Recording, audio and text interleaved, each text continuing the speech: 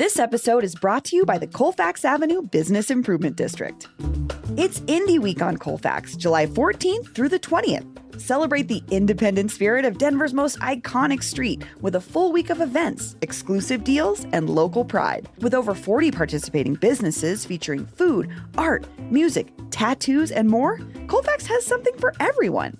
Don't miss it. Plan your week now at colfaxav.com/IndieWeek. That's colfaxav.com/IndieWeek. Today on CityCast Denver, everyone is mad at the mayor again. City Council held a fiery meeting last week about Mayor Johnston's new bond proposal. So me and producer Paul Caroli are talking about which projects made the cut and which council members are the grumpiest. Plus, what is that nasty smell that's been lingering around Little Man Ice Cream's famous milk jug? We've got answers and a listener question about our coverage of Tren de Aragua. Today is Tuesday, July 15th. I'm Bree Davies, and here's what Denver's talking about.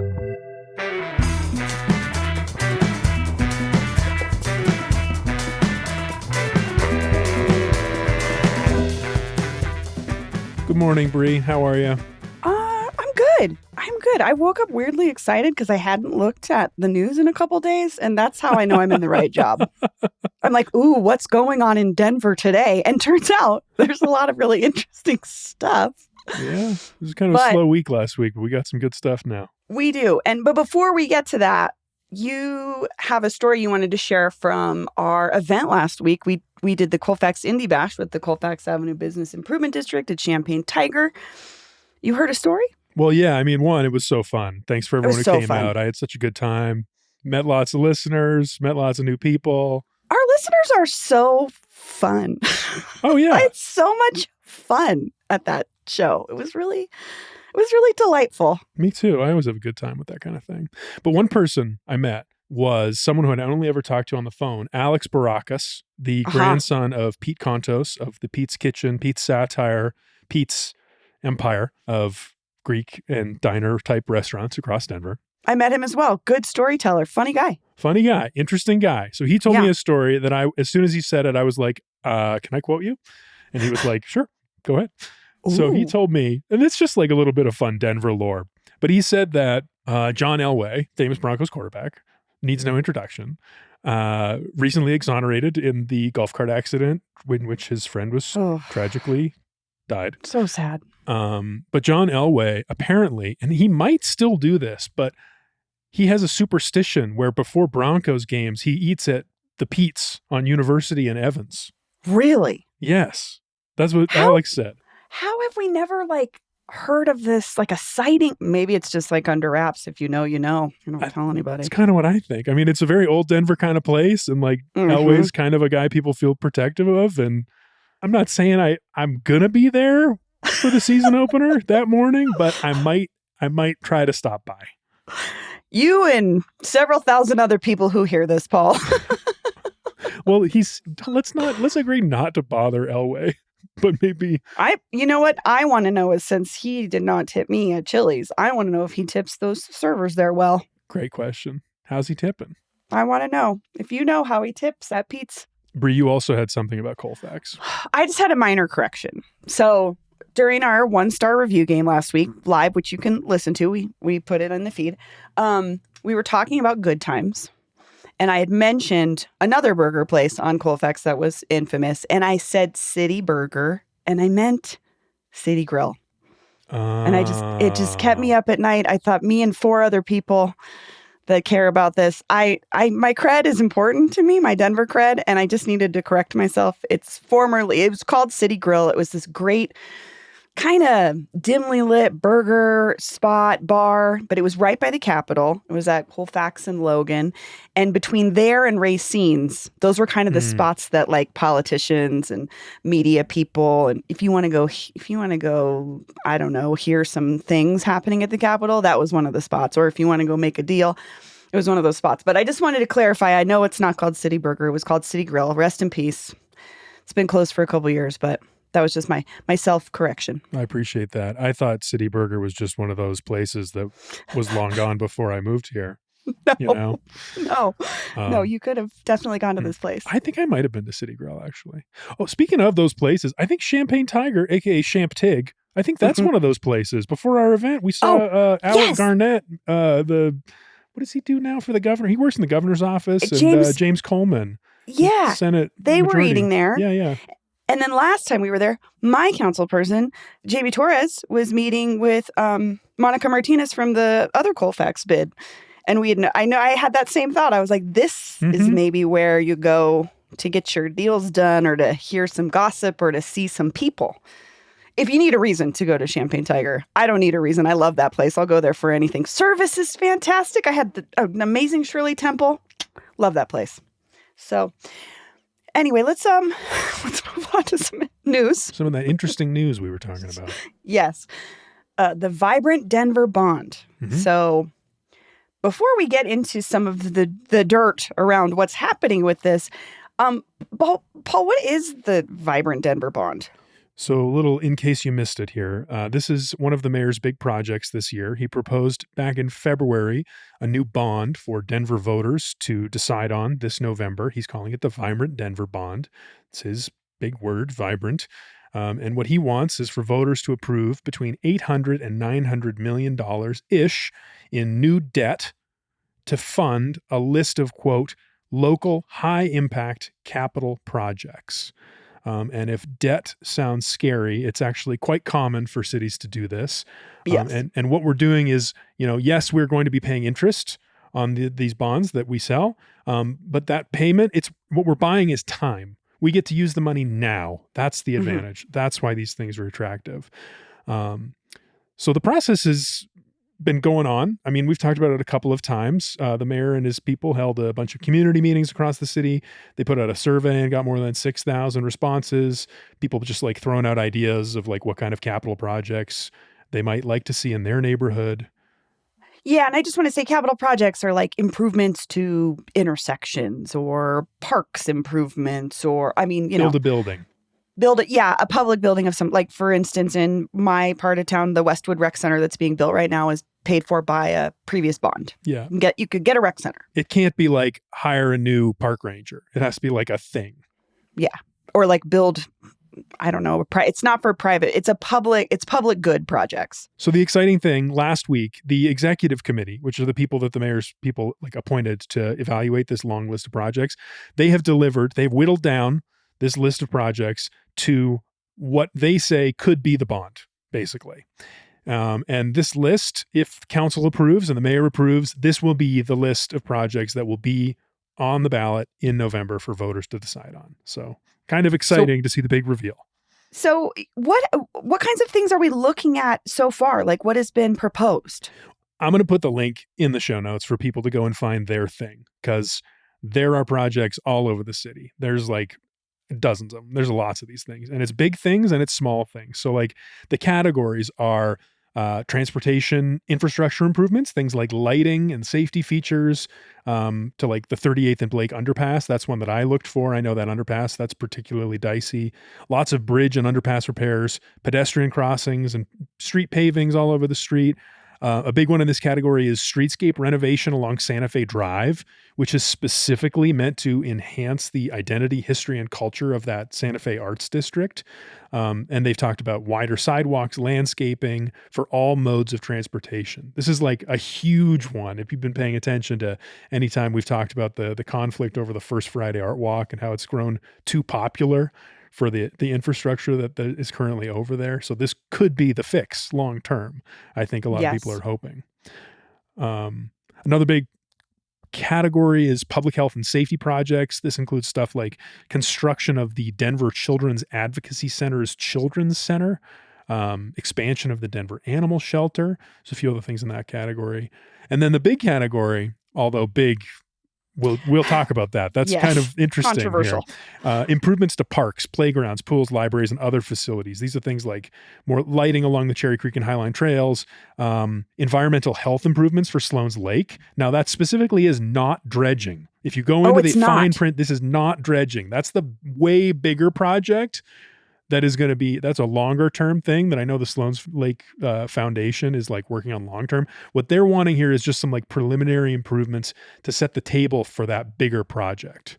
Because that's like a very expensive project that would basically take all the water out of the lake. I think they'd have so to they do could that, do some ecological reconstruction. Take out 100 years worth of gunk. Ugh. Yeah. Ooh. Ooh. I mean, but I do remember talking about it. It's going to be expensive. It's going to be very expensive. This is not that. This is not that. It's going to be expensive, and it's not going to look like a change. It's the other thing that makes it hard to makes it a hard sell. Out. Yeah. And a cool one that I kind of want to talk about is there's money for site prep for an American Indian cultural embassy, which I had never heard of as a possible project, but there was some native leaders quoted in 9 News, folks who were just like, this is a place that could provide jobs and space for artisans to sell their wares, display their work. Like a place for tribes to come together, community building. It. Yeah, it just kind of was like, oh, yeah, sure. Okay, interesting. I haven't heard of that either. I'm curious where that might end up. Interesting. Okay. Another one that grabbed my eye was landmark signage and public art for the 303 Artway, which might also sound totally unfamiliar, but I remembered it because it came up in the debate over the Park Hill Golf Course before the city voted on the developers, Westside Investment Partners, proposal to develop housing and retail and stuff, because one of the things they were pitching was this artway, which was like a pedestrian and bike loop that would have connected the transit stops over there to their proposed development and other spots in Northeast Park Hill. So it sounds like the people who were backing that found another way, and now they're on this list for the bond, and it could turn into this, like, you know, a cool art route of, I'll put a link to that in the show notes as well. And then the last big one, build out of 2 new parks, one at Emporia Park, which is a small one down in Southeast near the border with Aurora. And then, of course, the big one, Park Hill Park. Very controversial. Wellington Webb Celebratory Park. I'm just kidding. Kind of crazy. They're not calling it the Wellington and Wilma Webb Park, personally. I think that was my proposal. I feel like they might eventually. We'll see. Everyone's calling it the Park Hill Park. It's like the naming is already over. The consensus is this. That's... I don't know. This project. The story's not over. No, far from it, actually. So that's part of this potential bond, which is interesting. It is interesting because, well, I think it's interesting for a lot of reasons. There's a lot of people who are online speculating like, oh, blah, blah, blah. They've talked about this costing $200 million to build out this park. And wouldn't that be like a quarter of the whole bond? Is that really fair to the rest of the city? A, is that fair? And B, is that accurate? That doesn't sound like enough money to me, but... Well, maybe. I mean, they don't even have the plan in place yet. We don't know how much it's going to cost because there's no specific plan they want to, for anyone's agreed on. And then the other thing is this bond list, it doesn't include any costs. All we have is the list of specific projects. They don't have any dollar amounts next to them. Mm-hmm. So we don't know relatively like how big any of these commitments are. We just know the list of projects. Like it could be that Native American Cultural Embassy is like $500 million. $500 million. Right. I think that was like a huge complaint from several council members was like, how can we make decisions on this if we don't know what it's, gonna cost? Like we can't in good faith send that on to our constituents and ask them to vote on something if we don't know yet. We can't say yes before we know. I mean, I think it's just a weird PR thing with the mayor. I don't know why they put out this list because they said they're going to have costs attached this coming week. Yeah, why didn't they just wait a week and put it all out together? I mean, it must be some strategy we don't understand other than bringing conversation to the table that could be saved by just providing information. Yeah, it feels like they just kind of like made some council members mad and for no benefit. Well, they did make some council members. Tell me about it. Who was the maddest? I mean, I think Councilmember Amanda Sawyer was, I think, the most vocal about it. Denverite said, it was a quote from Denverite, Councilmember Amanda Sawyer said she is, quote, incredibly angry with the process, citing concerns about the pricing and whether leftover bond dollars would be diverted to Johnson's, quote, pet project in the Park Hill Park. She indicated that she and others wouldn't vote for the package in its current form. And indicated is interesting. I felt like she kind of was like, threatening a little bit. Like, you want us to vote for this? We'll see. But what did you think about this comment about the pet project? Hilarious is what I think about it. Hilarious take. And also very weird that that's what she thinks. I mean, he definitely took some credit for it. He was out at the press conference. I mean, he had that spate of bad news back in like February, March. And then I think he was really excited to have some good news to share. And he made this big deal out of the press conference announcing that the city was buying the parkland and they were going to like make it into a park. But he didn't want this. Right. I was going to say, I think that's the context that folks need to remember is like way back when this was on the ballot, when the future of the Park Hill Park was on the ballot, he was not supportive of this he didn't want that. Right. He wanted to go with the West Side Development Plan that would have included housing and all kinds of things. And so to call it his pet project just feels like a miss. It's weird. I mean, I think he's like, I mean, he's having to do it. It's going to exist. The park's going to exist. So what is he going to do? You know? I think he sees it as he's executing the will of the city. Right. Since we all voted on it. This is what we voted on. The majority voted that they want it to remain open space or a park, I guess. Right. Like, do I think that she's right to be critical of the cost and the questions around how much of this bond would be devoted to that? Yeah, absolutely. That feels a little bit like, I don't know. But to call it his pet project seems interesting. Also, I just want to say, Councilman Cashman said he criticized, again, the lack of price tags attached.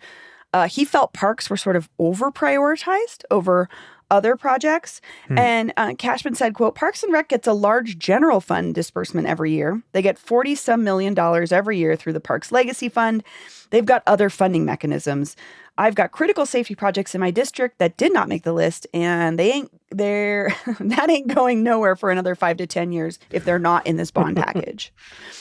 And so he was basically saying, okay, parks have funding mechanisms outside of bonds. Why are so many parks projects getting money when he feels, in particular, like in his district, for instance, there's some safety improvements that got cut from the list that he could see not getting fixed at all for another decade?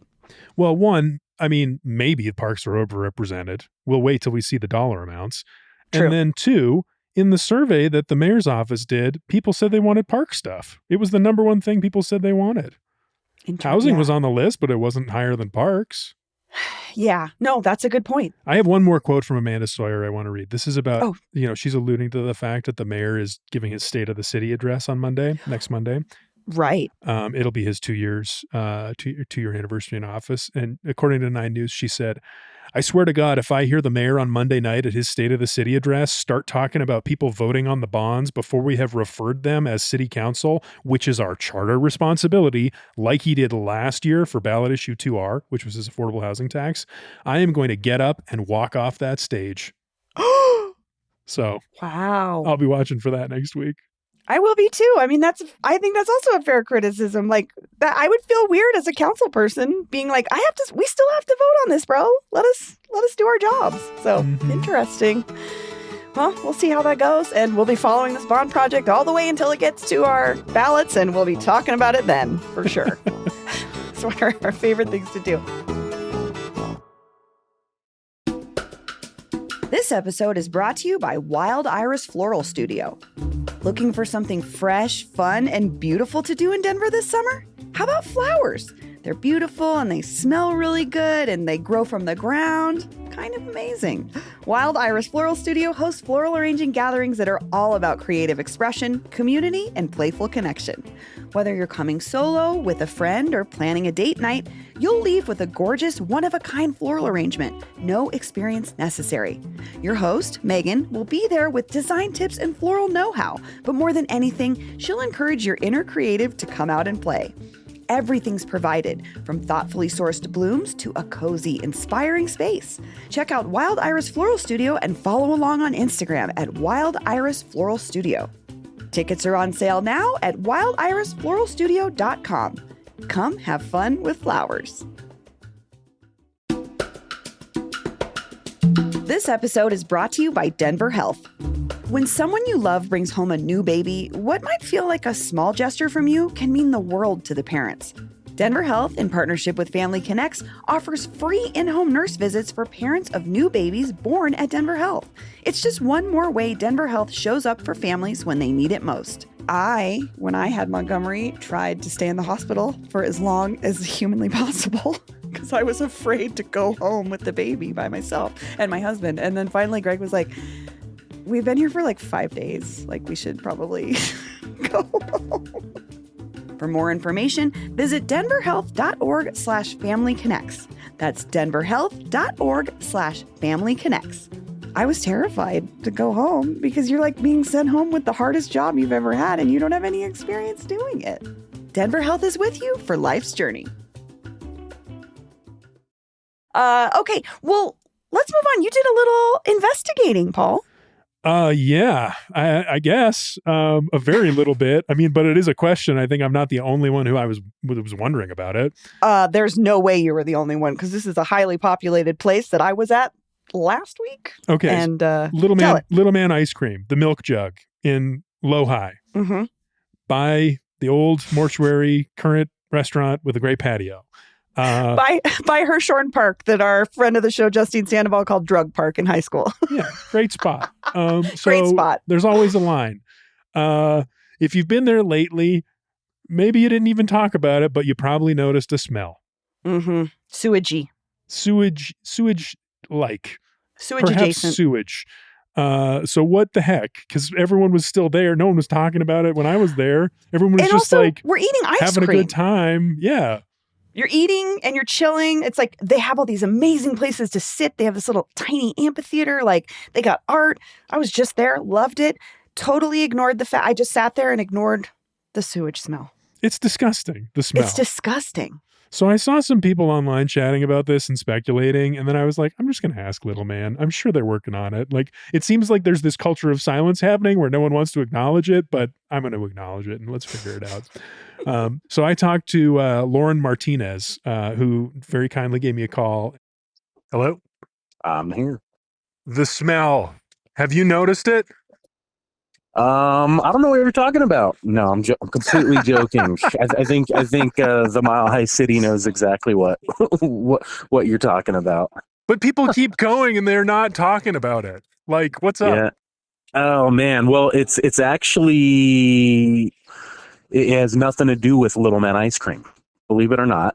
And the good news here is we know what it is. We know what's causing it. And the other good news is it's not waste. It's not toilet waste. So it's not excrement. It's not sewage. What is it? Does it smell like sewage? Yes. Yes, it smells like sewage. If anyone's worked in the food and beverage world, they'll know that a grease trap typically smells what you're smelling. And so what everyone's smelling it's actually a grease trap that is located on our plaza that is for the building adjacent to us. It has nothing to do with our building or anything like that, but basically what's happening is... Which building adjacent? It's the building to the west of us. The one with Linger in it?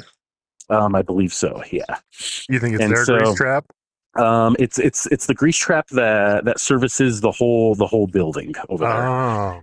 It sounds like has not been cleaned since that building was adaptively reused and renovated from when it was a mortuary to now when it's this mix of retail and restaurant space. Whoa. And I think that was like early 2000s. It opened in 2011. So yes. There you go. So it is a grease trap. It is not human waste. It's restaurant waste food and trash and old food, which is like, maybe, I don't know, still gross. And he says they're working on it. It's weird because it's under the Little Man patio, but it's owned by the next door property. So it's been complicated to figure out how to fix it. And it's very deep underground, this grease trap, apparently. So it's just challenging. And I guess it's been taking them a long time to figure it out. But he says in the next couple weeks, they aim to have the smell taken care of and fixed. Yeah. I mean, I imagine you might have to close for a couple days. It's pretty, you got staff, you got to, I get why it's probably a hard thing to do. Again, It's an old building. Mm-hmm. And a lot of successful businesses over there that don't want to close. It was an old building that was not made for food initially. So I can see where adaptive reuse. This is one of those situations where adaptive reuse may lead to a problem. But that's cool. I'm glad that they're like cool. Like, yeah, we know. We're working on it.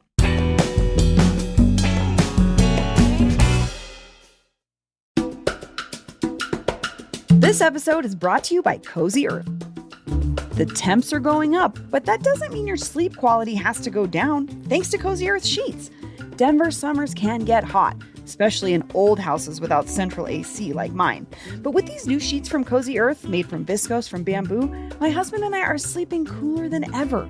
Recent studies and experts found that cooler temperatures facilitate the body's natural drop in core temperature at night, promoting the release of melatonin, a hormone that regulates sleep. This leads to faster sleep onset and improved sleep quality. So why not check out Cozy Earth's 100-night sleep trial? Try their sheets during the hottest nights of the year, and if you're not in love, return them hassle-free. But trust me, you won't want to return them. Upgrade your summer. Go to CozyEarth.com and use code CozyDenver for 40% off their best-selling temperature-regulating sheets, apparel, and more. That's CozyEarth.com, and be sure to use code CozyDenver for 40% off. Sleep cooler, lounge lighter, stay cozy. I just MailChimped my marketing. You MailChimped your what? I MailChimped my marketing with AI to create an effective marketing campaign in minutes. No, MailChimp and Way. Yes, MailChimp and Way. Now I can hyper-personalize my campaigns across email and SMS. You can do all that with MailChimp? What did I just MailChimp and say? MailChimp your marketing with the #1 AI-powered email marketing and automation platform, Intuit MailChimp. #1 based on publicly available data on competitors' customers. Plans vary. SMS available as add-ons. Visit MailChimp.com. Okay, well, it's Tuesday. It's time that we hear from you, our brilliant and hilarious listeners, about things you care about. You send us wonderful responses, comments, questions about previous episodes. And we have a comment here from someone about our Tren de Aragua conversation last week, the 1 year since Tren de Aragua became a conversation here in Colorado. What have we got, Paul? This is a text from Ben. Hello, CityCast Denver. Longtime listener here. I'm reaching out regarding your discussion about the Tren de Aragua article and the timeline as it relates to our community. As a non-liberal listener of your show, I wanted to offer a point of view on this issue that I haven't heard on the cast. It was a trap set by Republicans that the Democrats stepped right into. Let me break it down. Trump calls it an invasion. Democrats deny it's an invasion and, predictably, go farther in saying it's not a problem at all. A video surfaces of men in an apartment hallway with big guns. Republicans say, see, we told you. Democrats say, isolated incident or fake news, or even mock the entire thing on their podcast. Parentheses, looking at you, CityCast. Y'all spent plenty of time laughing up the idea that this gang had taken over or was even an issue. This became a broader message from Republicans of, quote, Democrats are ignoring illegal immigration and the crimes that come with it, and, well, we know how that ended in November. What Democrats should have done was say, yes, this gang is here and we need to address it, but we disagree with the narrative that it is an invasion. They couldn't, though, because our entire political landscape doesn't allow for any acknowledgement that the other side is right. Trump can't be right. The woke can't be right. If you give them an inch, they'll take a mile and the like. Both sides set these traps on various issues. Thanks for your time. Love our city. Love your show. Ben. This was so interesting. Ben, thank you for sharing that with us. I had never thought of it this way. Yeah, me neither. I mean, I think, I don't know. Sometimes people think about politics as like everyone's like setting, has these long-term plans, like interlocking plans within plans. Like it kind of reminds me of House of Cards a little bit. Like there's some super strategic thinkers out there, and I'm sure there are, but my theory of politics is not that at all. I always think it's more simple than people think. Like it's such a struggle to just get your message out there at all, to be able to be thinking ahead to like how your message will be responded to and then have a plan for that response is like, you never know how people are going to respond. You're just trying to say something clearly and simply and have it land with the people you want. So I don't know. I mean, I like the theory. I enjoy it, but I don't know if I agree. I see politics the same way personally. I mean, I like his point though, that like Trump can't be right. The woke can't be right. That like we have our ideas about a topic or an issue, and then that is we're trying to present that. And like, I'm with him. We spent plenty of time laughing at the idea that this gang, like, I don't know. I take a lot of issue with the term gang because, again, I lived through the 90s. Like, it's a dog whistle a lot. And so that's where I was coming from. But I do think this is an interesting point that, like, sometimes we're just not even having a conversation. We're talking over each other about the same issue. And I thought in that piece from the New York Times, the comment from Kaufman was the most interesting. I think it's a little bit of both. Yeah. I think we're a little bit in the middle here. And I think that's where we are. But I do appreciate that, A, that he listens as someone who's more right-leaning, but B, that I just had not thought of it this way. I don't know if I necessarily agree either, but I like a new take that makes me think, next time I see a headline about this, I'm going to think a little bit more about how it's covered and what we're talking about. I do agree with his critique of our coverage. I think that we did get caught up in the presidential politics. And, sure. Like everyone else in America during a presidential election year, you get a little brain broken. It's hard to see things clearly. It's very hard to discern the truth. This is part of why I've been feeling so energized with this job lately is like with the Trump administration behaving the way it is, like it's harder than ever to know what's true in this world. And this was such a perfect example. I think I said this a couple of months ago with Westward editor Patty Calhoun on the show that I was like, I think we just kind of got this one wrong a little bit. Like this, just because like there's so many ways to caveat. Like, yes, like immigrants commit crimes at lower levels. Like, yes, it's a politics story. It's not an immigration story. It's a crime story. It's not an immigration story. But like we should have been talking about it in a way that felt right to us instead of like laughing at the idea that it was a story, which I think we trivialized it a little bit too much. That's fair. That's a fair critique. I think I'm just going to remain suspicious of law enforcement narratives and the word gang in general and how that's applied to who it's applied to. And I thought a lot about and it came up in the New York Times story. I thought a lot about the profiling people based on tattoos and things like that. And so I'm with you. I don't know if I totally agree, but I do think that it is worth a revisiting. And I do agree that in the heightened state of where we are politically, it can be hard to get out of our emotions or get out of how we feel and try to look as objectively as we can as human beings with lived experiences. Like it can be hard. Absolutely. But do we as the media sometimes just follow along with a narrative that's established? Absolutely.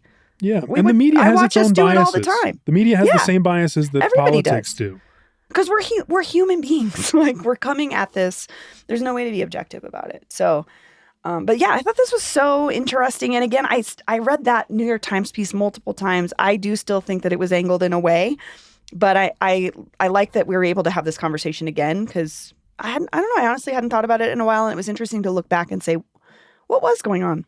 Yeah, same. Ben, thank you. That was great. Also, if you have any questions, comments, thoughts, anything about previous episodes, however far back you want to go, give us a call, 720-500-5418, or email us, denver@citycast.fm. We love to hear from you. We listen and read to everything you send us. Paul, thanks. This was fun. See you next time.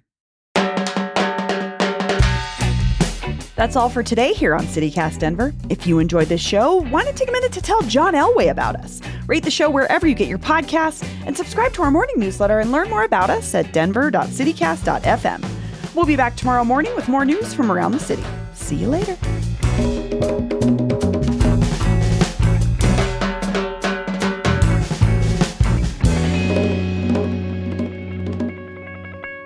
Oh, Paul, my mother-in-law traded in her Prius for a Leaf.